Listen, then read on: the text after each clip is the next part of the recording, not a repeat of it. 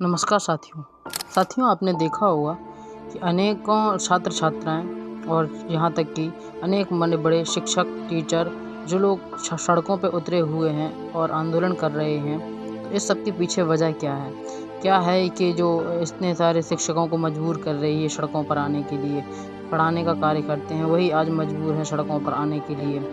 इसके पीछे की वजह जानते हैं। दिल्ली में बीते दिनों हजारों छात्र छात्राएं शिक्षक और कर्मचारी आयोग एसएससी की परीक्षाओं में हो रही धांधली और खराब प्रबंधन के खिलाफ विरोध प्रदर्शन करने के लिए दिल्ली में एकत्रित हुए थे।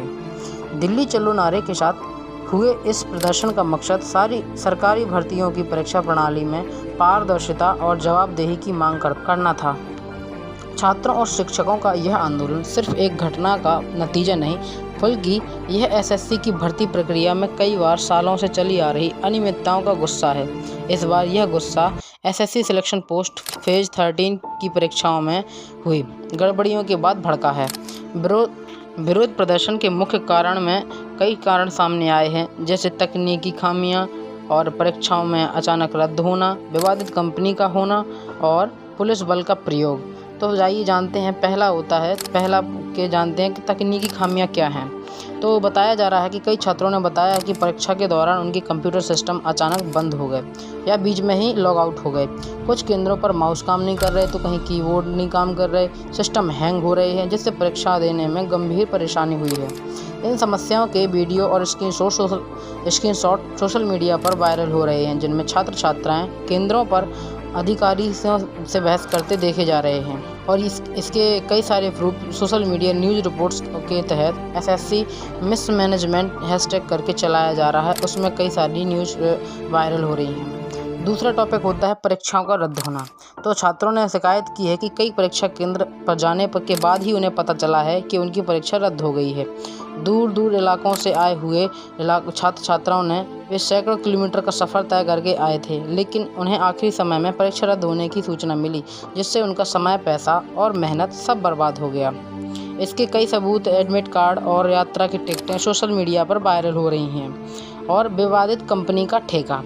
तीसरा कारण है विवादित कंपनी का ठेका। विरोध प्रदर्शन कर रहे छात्र छात्राओं का सबसे बड़ा आरोप यह है कि एसएससी ने एडुकेटी नामक एक ऐसी कंपनी को परीक्षा का ठेका दे दिया है जो पहले व्यापम घोटाले जैसी विवादित परीक्षाओं से जुड़ी रही, जिसे शिक्षा विभाग द्वारा ब्लैकलिस्ट किया जा चुका है।